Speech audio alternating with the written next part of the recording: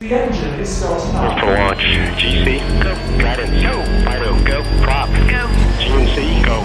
Max, go. Eagle, go. Ecom, go. Pending final steps. The cabin link check. 3, 2, 1.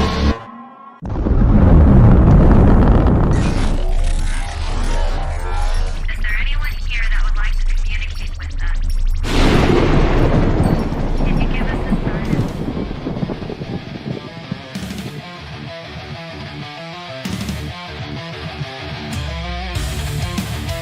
Welcome to the Rift Nation Network, the RNN, putting a slide in your glide and a dip in your hip. Welcome to the mothership, the home of the travelers of the universe.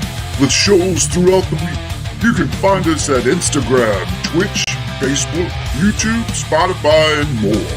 Everything you could want, everything you can need right here, right now. From the paranormal to the supernatural. From comedy to the spiritual. And now, your featured show.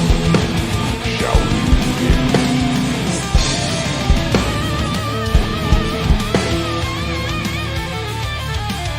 It's showtime, folks!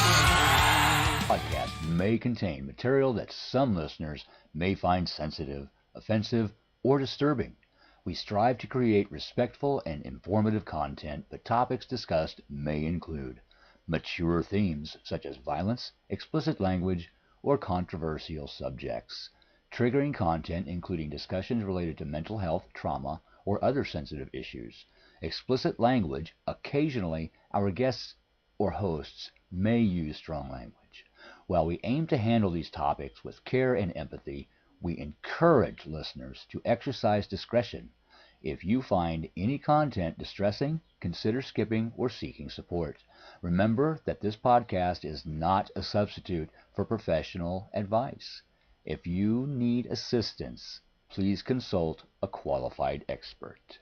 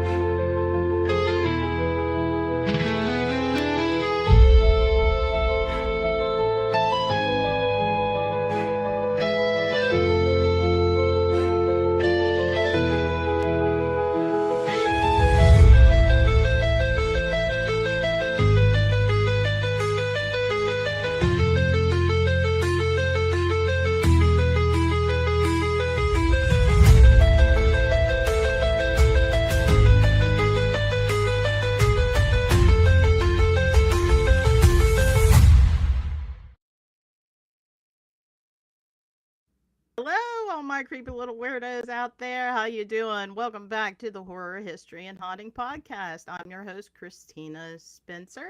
I'm usually your tour guide through the realms of the supernatural, the paranormal, and the just plain weird. But up here in the cabin in the Appalachian Forest, we do things a little different. But what I mean, instead of me telling the story, the guests tell the story. And tonight we have a wonderful guest on for you. Her name is Holly. What does this girl not do? She has her own podcast. She is a paranormal investigator, writer, researcher, esoteric minister, a Reiki master and teacher, and a psychic medium. So let's bring her on and let's learn all about Holly. Hi. Hey, Holly. Thank you for coming on.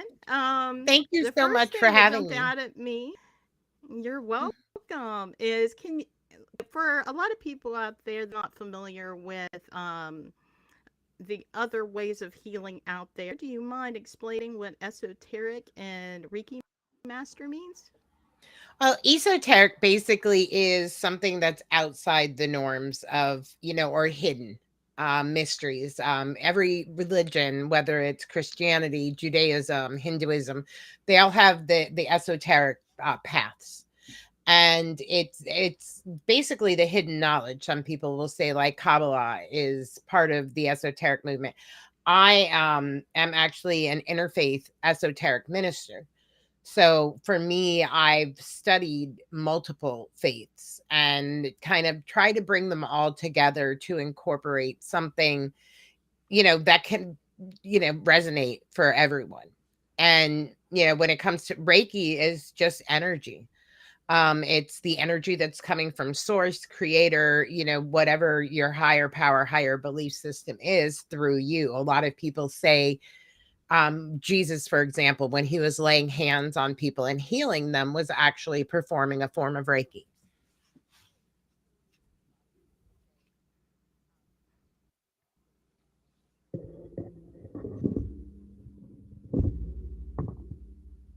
That's really interesting, that you brought that up. With the because the esoteric and the Reiki, I can see the connection. I hear a lot of Mm. talk about like the divine consciousness and downloading information from consciousness. Is that around the same lines that you're talking about? Yeah, it can be. I think it all goes to personal belief. I know my first encounter with Reiki energy itself was actually at a convent with a bunch of nuns who practiced energy healing. And it was like, to them, they felt, it was God healing through them. And it all comes back to faith and what you believe your source is. And for some it is divine consciousness. For someone like me, I believe it's a creator. I agree. I mean, you can look through the history books of all the faith healers. I mean, it's a proven fact that like faith can heal even cancer. But Hmm. and the amount of like prayer of the amount of healing a person can receive, and it's really it's almost like a mind over matter in my mind, Hmm. because like it happened to my mom had cancer. She had breast cancer and for less than a year to live, but she lived 2.5 years beyond that. I think on shit that she was going to be, and whenever she come to terms that she wasn't going to, is they kind of said, hey, the chemo is going to kill you in the cancer. Well, at this point she died in like 3-4 days. So it just goes to show like a lot of like we have power over our own divine being, no matter how you see it, whether it's Christian, Hindu, pagan, whatever. I'm trying to think of the word. Um, way about it, like it all, in my belief, it all boils down to the same thing, just Yeah, different and that's how I lights feel. for it. That's why I got involved in the interfaith movement. That's awesome. Yeah, where I got my degree for the parapsychology is like an interfaith church also. So we kind of we have that in common. I actually was ordained in the old Catholic church, they call it the old Catholic or the Celtic Catholic, depending upon their, the beliefs. That's actually where I started my journey. And then, I just was introduced to this whole realm of interfaith belief. And I had always believed that we all should be working together, and regardless of what our faith paths are. I completely agree. I agree. And like what I've always been a firm believer, whatever works for you, as long as it makes you happy and it doesn't hurt somebody else,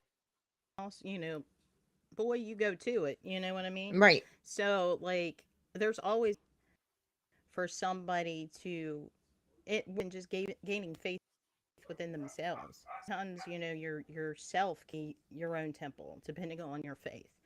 And I Yeah, respect that. exactly. Um, so it's just whatever benefits the person, I think, makes them happy and a whole human being.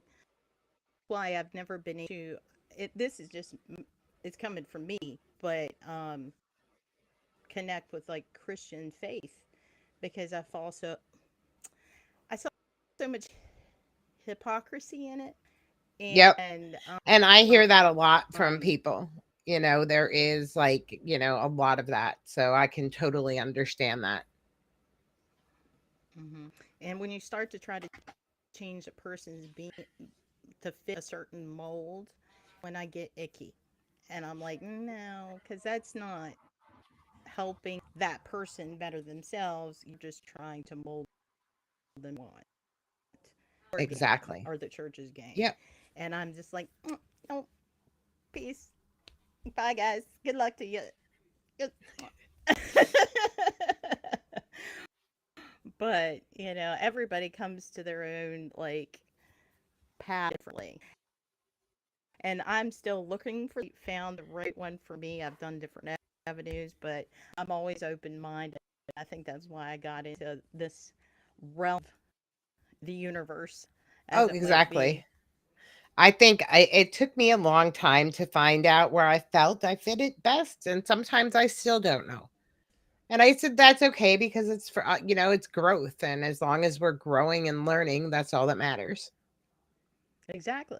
Whatever makes you a better person. I'm a firm believer in that. Now, I understand you are the author of 3 different books. Is that correct?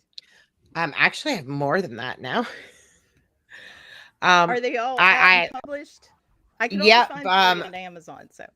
yeah. Well, I don't know if they've updated my page because I'm trying to pull it up. I have my journey out of the darkness, which was, my first book that was written about my journey into the paranormal. And why I started in the paranormal itself. It's, that was like the book that started it all. It took me forever to write it. But Oh, yeah, I imagine so. I have 5 in total. Oh, 3 of wow. them, well, 2 are paranormal based. One is more about my journey. Another one is it's called Unveiling the Darkness, and it's the stories of the ones that we don't talk about in the community, the racism, the classism, the sexism that everybody knows is happening, but they don't want to talk about it. And it's not just my story. It's stories that I have collected over the years that I've been investigating from other people. And, of course, a lot of names have been changed and stuff to protect the innocent and to protect the guilty, because at the same time, I don't want anybody coming after me and saying, well, hey, that's Right, the not true backlash about of me. it. Yeah. And then my other two are about in a series called The Witch's Book of.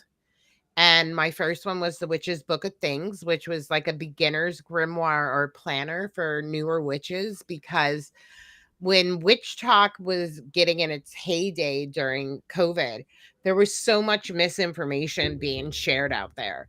And I actually got on my TikTok on a live one day and I started asking people like, what do you want to see in a book? What do you want to know? What do you want to learn? And that's how the book came about. It was like a labor of love with my TikTok followers.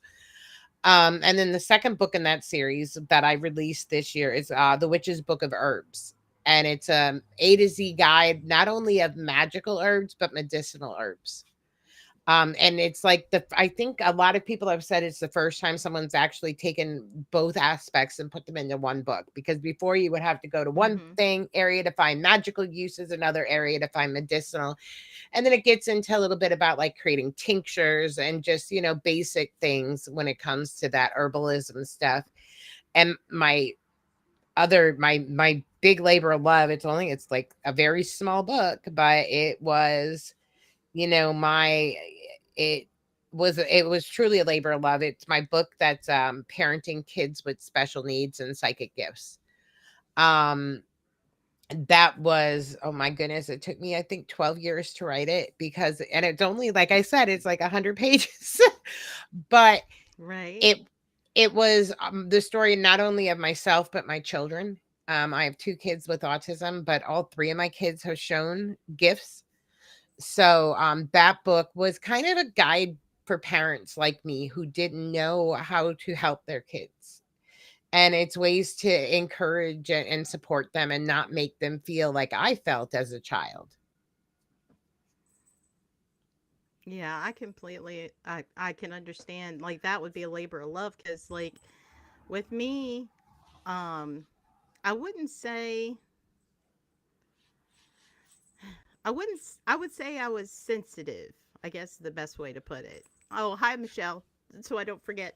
Um, that But with, I think my daughter was more sensitive than I was, type of thing. And it would have been nice to have a guide, because you don't, it's hard for a parent. Luckily, saw some weird stuff when I was young. So I wasn't automatically going to jump to the bandwagon of medication, which a lot of parents do in those cases, because they're thinking mental illness, schizophrenia, delusions, those kind of things, depending on Been the diagnosed situation. with it all. And then, God forbid, if there's somebody really thick in the church, and then you get into more like Catholicism. Exorcisms and demonology like that. And that's what I tell people. That was like when I started having my things happening to me as a child. That was the first thing my mom wanted to And do, that's what I was to was gonna ask you. take me to get the demons out of me. And so for me, I stifled my gifts for a long time. Like, I completely, they would come through once in a while, but I wouldn't mention things to anybody. It wasn't until I was an adult and I was a mom and everything happened with September 11th, and I knew so many people involved in that day, that everything just came, like, I ended up committing myself because I really thought I was losing my mind. Just like your psychic gifts, or just Yes, it was it a was hearing. combination of the It, loss, or? no, it was because a lot of the loss I didn't even know about until like days, weeks afterwards. And but it was the feelings, the emotions. I was watching all of this happening, but at the same time I was hearing and I was feeling and I was smelling, and I just thought, there's something wrong with me, because I shouldn't. And I mean, I had gotten myself to the point that I had gotten so paranoid I wouldn't leave home. Oh, wow. One time the voices had gotten so loud, and my one friend, like, literally laughs every time I share this story, because now it is funny to think about it, but it was like we were in the car and they got so loud I jumped out of the car. Oh, Because wow. yeah, like going down, thankfully it was by a golf course, so I had a soft landing. But Oh, it was just it was that, that trying to make it stop, because I didn't understand what it was. it was just overwhelming. It was too much at the time. I get Yep, it. because I didn't And have when you're anyone to guide young, me. right? And when you're not young and you're seeing all this weird, lack for a better word, weird stuff, and depending on, because you're supposed to be able to go to your parents. Well, if the parents don't respond to that positively, like, it can have detrimental effects on that child for the rest of their life. And Exactly. luckily, like, I experienced enough as a child that when my daughter started to come to me with things, like, I tried my best to walk that middle line. I was kind of watching her to make sure that it wasn't like a mental illness, but I was Right. also trying to get information from her without leading her in any way. Um, that way I could kind of gauge the information in a more skeptical side. It wasn't until, like, I could get confirmation without bias from her being around or overhearing or something like that, that I was like, yeah, this isn't mental illness. Like, I've just got to teach her to be okay with it, and that she's safe no matter what, type of thing. And that's hard. That's hard for a parent to recognize if they haven't experienced it for themselves, or And for experience it me, it for the was first time. fear when with my son, because my son was exhibiting precognition.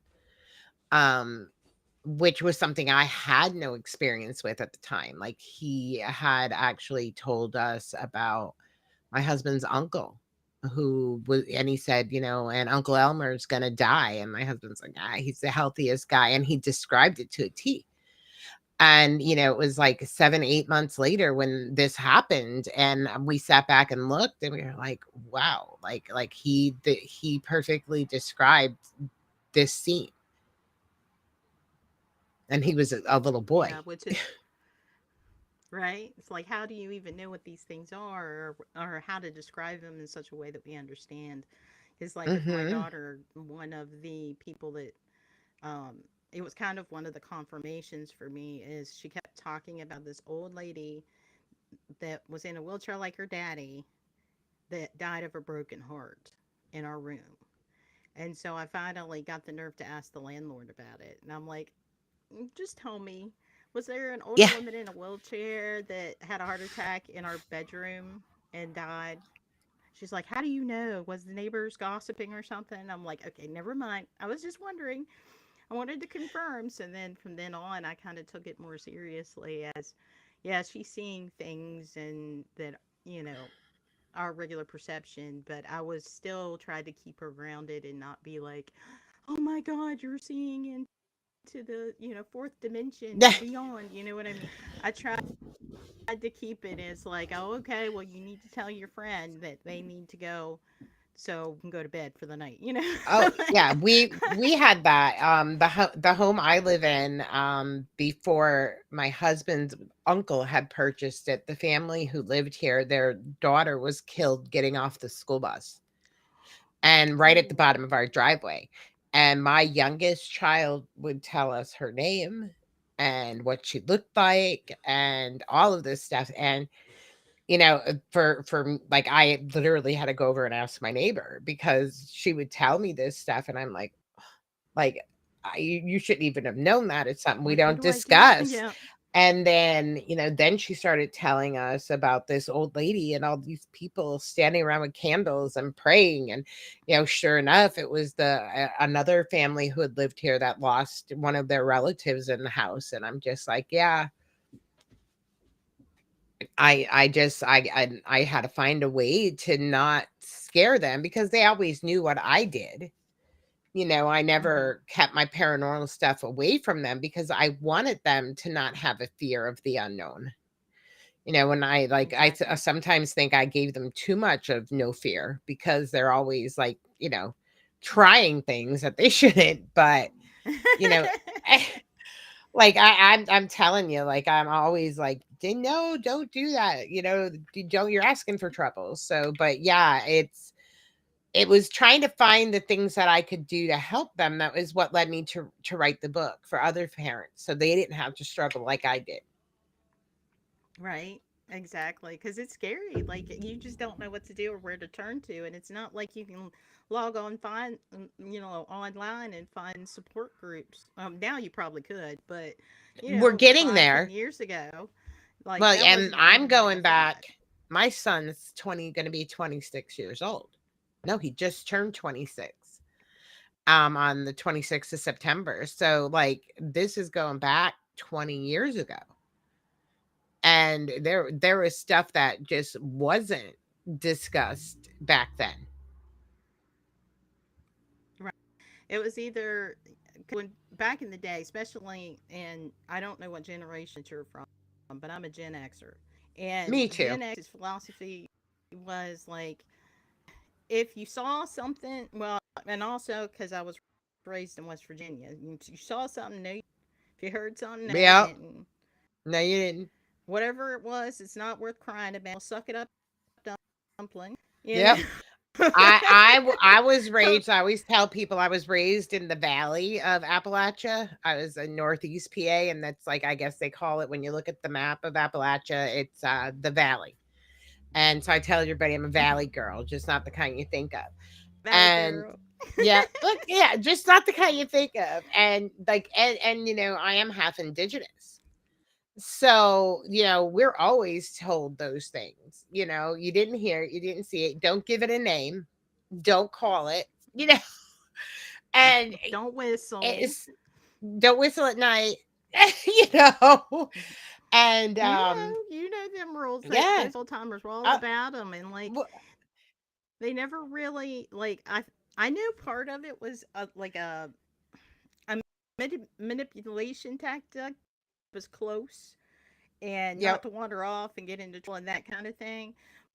But you know those things. Hey Keith, thank you for those things.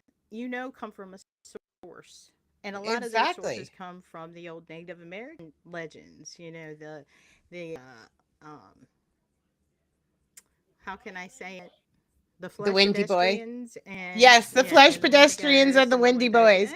I Yeah. go around like I go around all the time, like correcting people. Like I'll hear them because when I first started my podcast, I was using words I shouldn't have been using, and I had an elder call me out and say, "What are you Mhm. doing? Don't say that word." So I've learned, I work, I work in a cryptid store, and I see the shirts and I'm like, no, I ain't saying it. I ain't saying it. And you could say it all you want, but I ain't saying it. I literally will tell people you need to say it because like our belief system is names give things power, and when you're Mhm. saying that name, you're calling it to you. Exactly, and that goes through a multiple different beliefs that things have power. You know what I mean? Like so, especially names, because whether you name it, whether you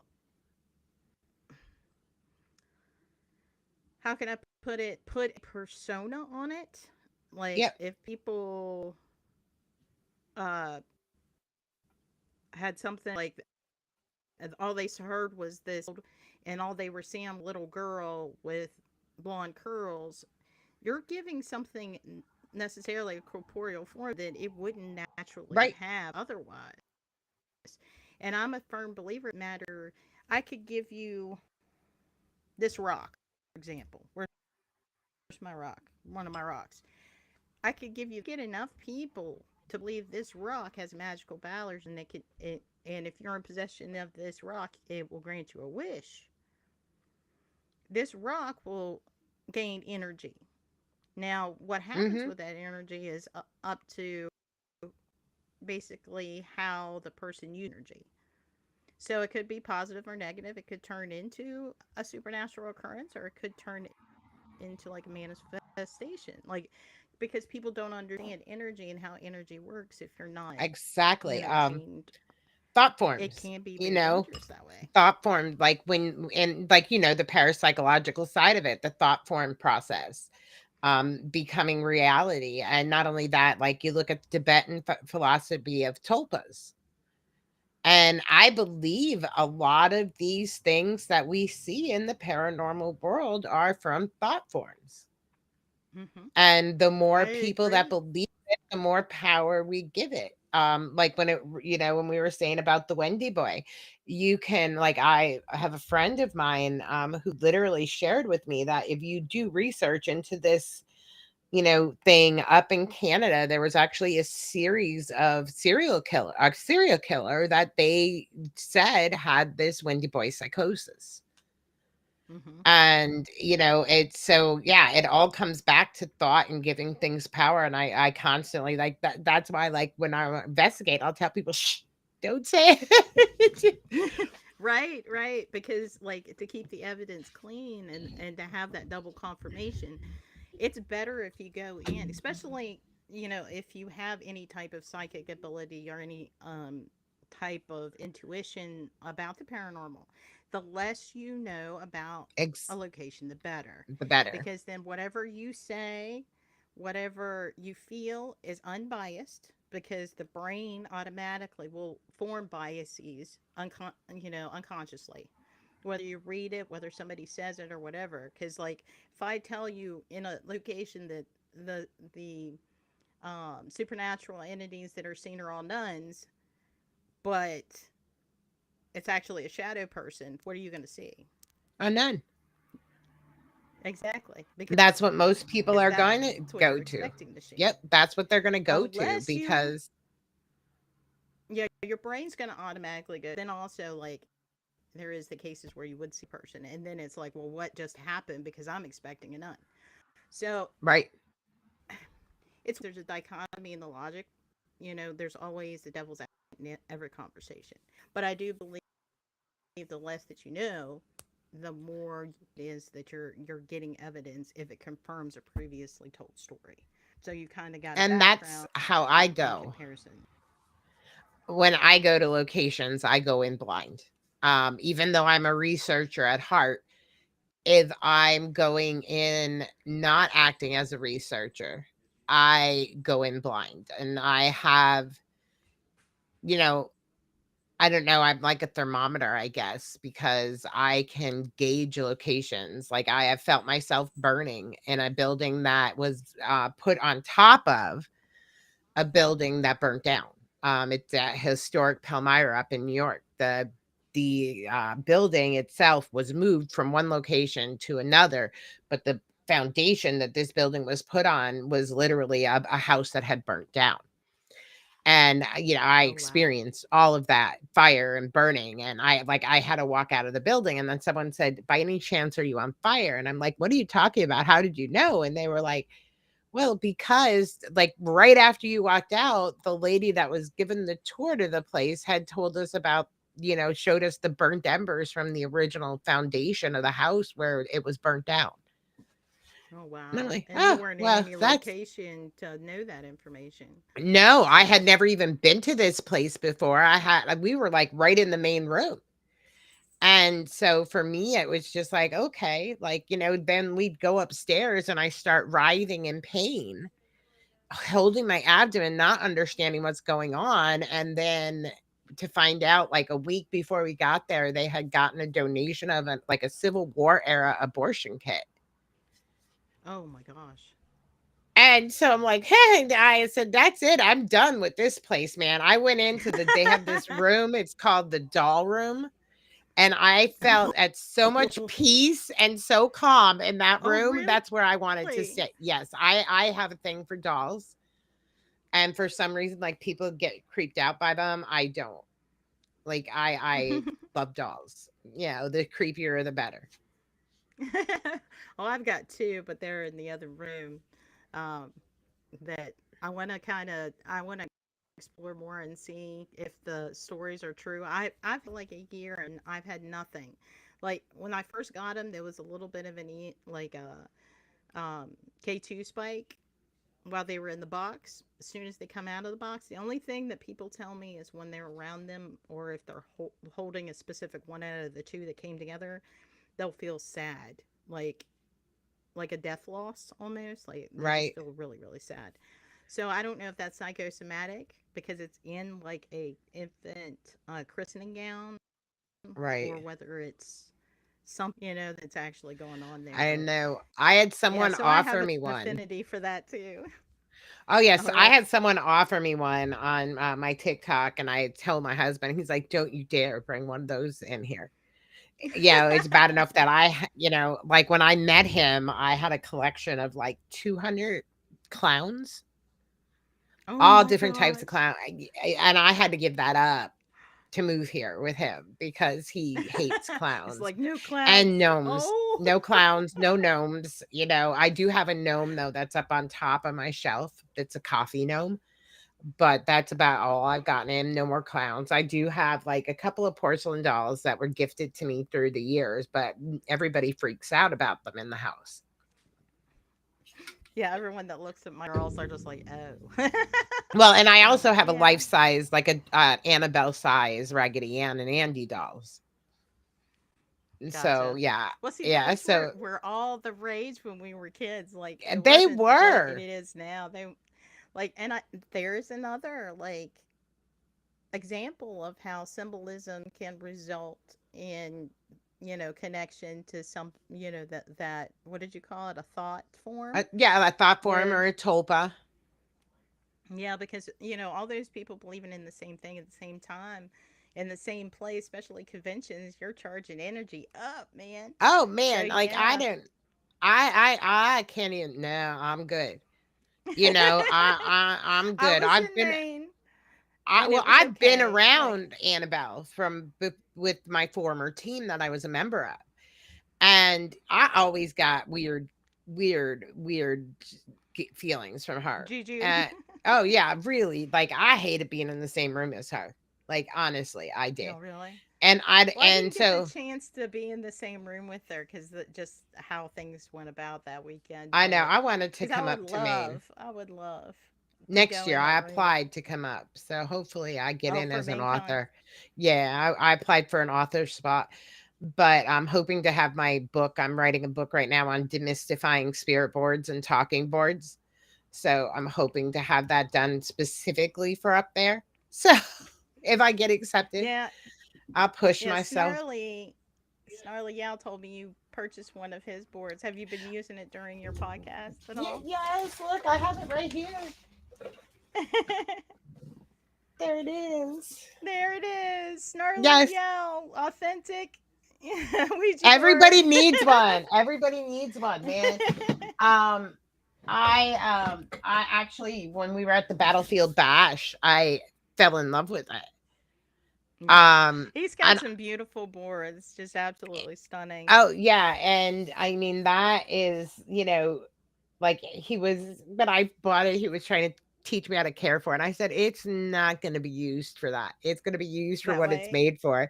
Yeah, it's going to be used for what it's made for. I ain't going to serve no charcuterie on it. And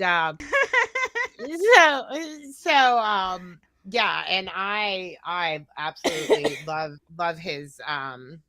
his woodworking, and I want more. I have an addiction. I'm addicted to tarot cards, oracle cards, pendulums, and talking boards. So, Nobody has an addiction like Jeff, though, when it comes to the talking board oh collection no, no, no. with his I museum. have not gotten that. I'm not even close to that. I think I have like 5. But and one of them is actually carved onto a piece of wood that my grandfather brought here from Ireland. Oh, that's awesome. So there's that spiritual connection. Just be like, you know what to do, but be careful. Like Yep. a lot of Oh people think yeah. they mess around with those things and they're I opening always tell portals and people they it's don't know how not. to seal things. Oh, I tell It's people not that a game. you don't play with spirit boards, you don't play with pendulums, you don't play with any of those things. You don't play with anything in the paranormal. Like I tell people all the time, a spirit board is or a talking board is no different than a pendulum, no different than a REM pod, no different than a recorder. It's trying to communicate with something that is beyond the veil, and you don't know what you're going to get when you open that line of communication. And so you need to know how to protect yourself and how to protect those around you, because you don't know. Like my kids, like when they were younger, that Charlie game was all the rage with the pencils and stuff like that.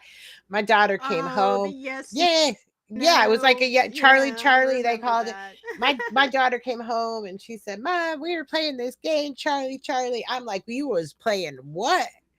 So like I cleansed her, I blessed her. I was like, "You don't even know, you were conjuring stuff that you guys have no idea how to deal with if it comes through."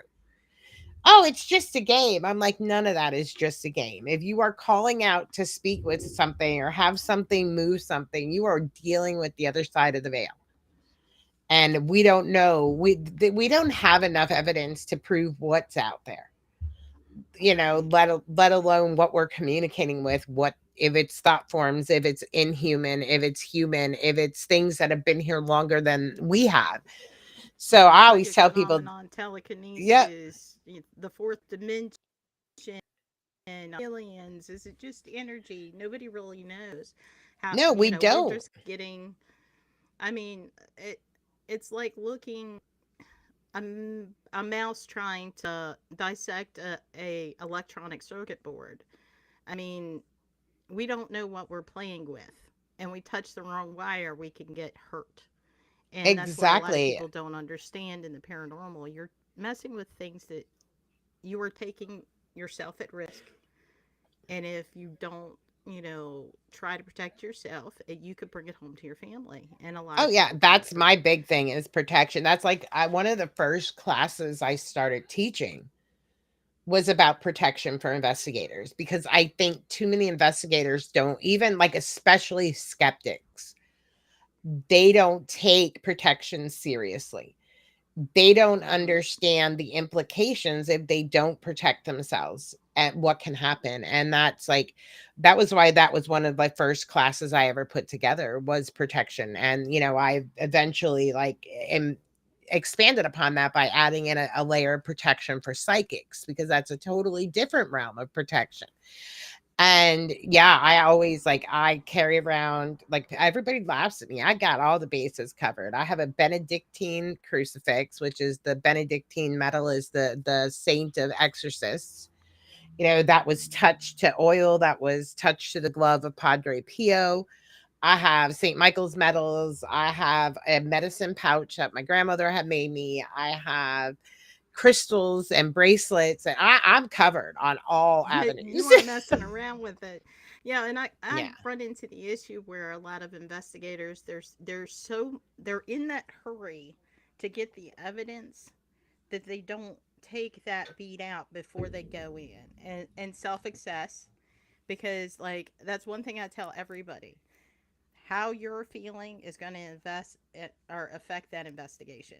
If you Oh yeah. feel that you're suffering from too much anxiety, if you're fighting with a partner, if for some reason a lot of nightmares and you haven't had a lot of sleep, you want to second guess going into that building. I know you've probably paid money for it. I know you're wanting that film or footage for your YouTube channel, but you need to think about it as protecting yourself and your family.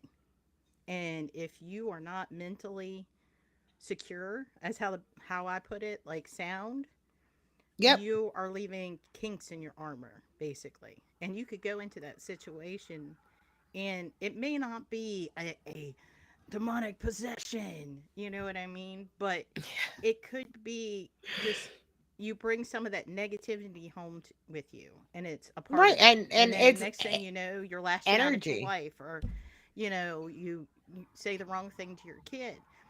So you got to think about it as like basically whenever you're cooking food, what do? You wash your hands before you cook that food. Right. And then when you're done, before you eat, you're going to wash your hands again to make sure you can eat that food without being sick Exactly. because you've handed raw chicken And or you whatever. do things to protect your home, whether it's security systems, cameras. Why wouldn't you protect your psyche and your spiritual body, if you believe in your soul, your energetic body? Those are the things that, even if you look at people that don't have a belief in like Christianity or religion, and people that are pagan, they do that all the time. And Hmm. when I go to locations and I see investigators just running in without taking that, level, taking any, I'm just like, man, you're asking for it, because I've been knocked on my behind. I have been scratched. I have been kicked. I have been stabbed. I'm like, I said, that stuff hit me while I was protected. I can't imagine what it would be like if I wasn't. Right. And it goes basically based on the person. If they have a vulnerability, it's going to go after Hmm. that person the most, or the person Exactly. they can affect them the most, at least. And like I said, this is conjecture and opinion, but you also have the cases where um when the attachments are brought home, like it can play all kinds of havoc on the family life and work life and relationships, and it can be the whole nine. It may not be as toxic as like you know forming an addiction or anything like that, but it still can affect you in a negative way. So it's Oh always yeah. good to protect you and your family, if you're going to go into this stuff, because it's not something to play games with. It's you know be a professional, go into the place prepared, do your safety checks. It's like anything you do on the job, Yep. make sure your people are safe And pay before attention to your you go team jumping in. psychics, because they're going to know before you do. Because I know, Hmm. like, my friends that I travel with and stuff, they'll laugh because all of a sudden I'll just run. And they'll be like, "Oh yeah, there's something going on up there," because and There's I something will. there, maybe. I just take off. I've learned, You're like, like, I'm out. I've been knocked down too many times. I'm getting too old for that. So now when I feel like something's gonna knock me down, I'm gone. I leave the Right, environment. I still want right. the evidence. I still want, to see something, to feel something. But if it feels like bad or something that's Well, gonna and like harm me, I'm gone. I'm out of there. I'm like, if right. I'm running, y'all better be running too. That's what I always tell people. I said, I'm a chunky butt. If you ever see me running, the only reason I'm running is not for that next piece of cake. It's because something's chasing me. Because I don't run. I don't. Exactly. And I used to say that all the time because I at one point I was 300 pounds, and I'm like, if you see the 300-pound girl running, you best be running too, You best be running because because there's we something don't happening. run unless there's a reason. Exactly. But Yeah. I also wanted to touch on something I know that both of us are passionate about is respecting spirits.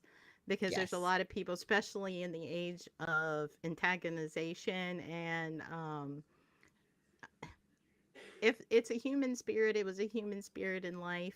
This is my 2 cents. Respect them the same way you would in life. Mm-hmm. Like, don't Treat sit them there like and you want to be treated. antagonize. Yeah, because you got Yeah. to think, like, part of their anger is probably being asked 1,500 million times, if they know they're dead, and how do they feel about the murder Can of you being in the knock? same house? Can you knock? Can you knock? I mean, if I die and I'm living in my house and people come in investigating saying, "Can you knock?" I'll be like, "Ask something else. Ask me Yeah. something else." Because Bring me something else yeah, to the table.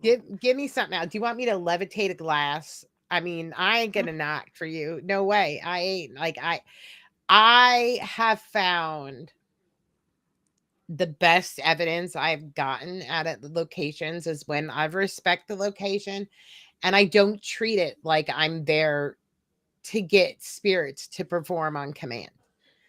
Right. I did a location with my friends several years ago in upstate New York, and we were literally sitting in our safe room, which happened to be right off of the solitary confinement area of this little tiny prison. We were laughing and having a good old time for ourselves, and we got some amazing like EVPs where these things were answering us, and like they were Hmm. sitting there having a conversation with us, and we weren't even investigating. We were sitting there dorking off, and just and like And laughing and that's having a good usually old when you time. have the best EVP because it makes them feel like And they they're were being like, more in a conversation they were and not plain as next day, like, necessarily like circus clowns like perform for yeah, me, I do don't these want them to. things I like, ain't gonna hey, sit there and say, "Do this, do that, touch the you're button." right. No, I'm gonna put it down and say, "You want to make it light up, you make it light up," but I'm gonna go for a walk. You know. So yeah, like I tell that to people. Like I said, don't take yourself so seriously. I don't ever, like ever. I used to in the beginning of my career. Used to take myself very seriously, and I've learned as I've gotten older, the less serious I take myself, the more evidence I get. So I just go and have a good time now. Like if I want to sit in a room and like lay on the ground and look up at the ceiling and just talk to the air, I do.